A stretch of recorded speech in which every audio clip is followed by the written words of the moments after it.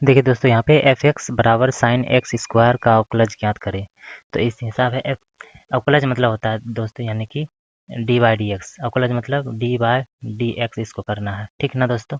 तो आइए, यहाँ पे एफ एक्स है तो हमने मानते हैं वाई बराबर साइन एक्स स्क्वायर, ठीक है। तो इसका डी बाई डी एक्स करना है, यानी कि अवकलज दोनों करेंगे तो दोनों तरफ करेंगे, यानी कि इसका जो है डी बाई डी एक्स करेंगे तो अवकलज जो है दोनों तरफ करना पड़ेगा, बराबर किस बार भी बराबर किस बार भी। तो डी बटे डी एक्स दोनों तरफ करेंगे, डी बटे डी एक्स इंटू वाई है तो वाई रखेंगे, और फिर बराबर डी बटे डी एक्स जो साइन एक्स स्क्वायर है तो उसको रखेंगे, साइन एक्स स्क्वायर उसको रखेंगे। अब यहाँ पे देखिए दोस्तों, यहाँ डी वाई बटे डी एक्स हो जाएगा, क्योंकि डी वाई बटे डी एक्स होगा, ये वाई जो है इसके साथ गुना में आ जाएगा।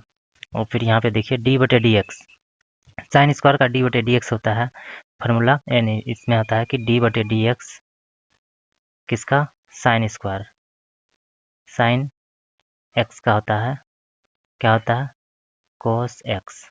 D y d x sine x का क्या होता है, कोस एक्स। तो इसी तरह यहाँ पे एक्स की जगह स्क्वायर है तो यहाँ पे क्या हो जाएगा, कोस एक्स स्क्वायर, ठीक है दोस्तों, इंटू फिर डी वाई डी एक्स।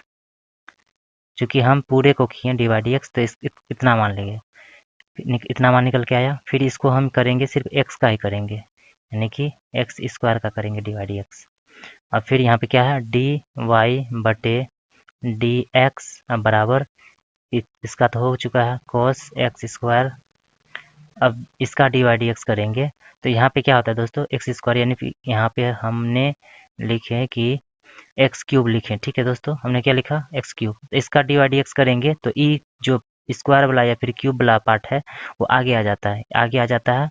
और जो मान है उसमें से जितना स्क्वायर था या फिर क्यूब था उसमें से एक घट जाता है, तो यहाँ पे कितना हो जाएगा, 3x²।